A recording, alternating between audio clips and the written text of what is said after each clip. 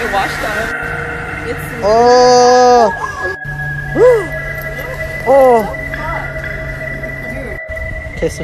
Okay, so she's calling the police so we can see if it's actually a dead body. A group of teenagers used the app Randonautica to try and find money in their city, but ended up finding a suitcase by the water with human remains in it. And the police have just made an arrest in connection with the remains, with more details and a motive given as well. Hey, what's up everyone? It's Mackenzie here, and today we have a really sad and scary story for you guys today that honestly is still giving me chills. So if you haven't already heard of the app Randonautica, it's an app where you click a button and it sends you to a random coordinate in your city. And when you show up at this location, you're supposed to find something related to whatever you were thinking about when you first received the location, with the app usually giving locations with high energy. Some teens in Seattle tried the app, and when they showed up to the location the coordinates gave them, they ended up finding a suitcase that police later discovered had 2 dead bodies in it. The dismembered bodies of Jessica Lewis, who was 35, and Austin Wenner, who was 27, were discovered on Alki Beach on June 19th. And on Monday, August 24th, their loved ones finally got some answers when the couple's landlord,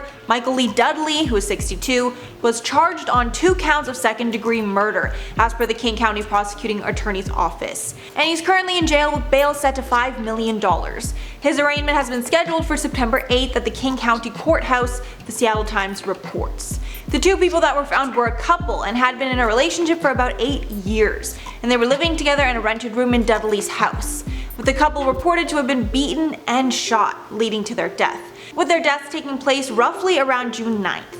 The motive is not entirely clear, but the evidence is suggesting that this all happened because the couple were unable to pay rent, as well as allegedly bringing potential criminal activity to the property, Westside Seattle reports. With the police documents showing that the couple was charged $1,500 in rent one month, but they were not able to pay it.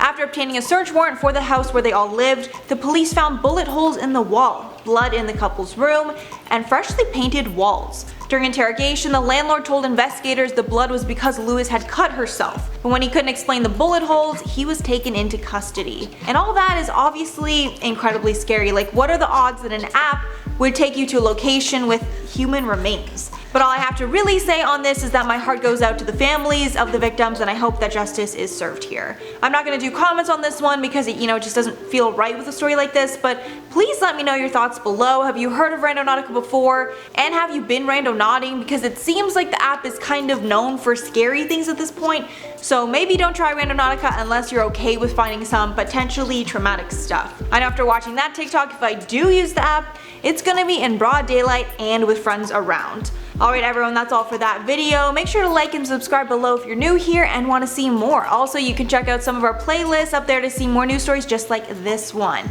And don't worry, they're not all scary like this. Thanks so much for watching guys, and I'll see you in the next one.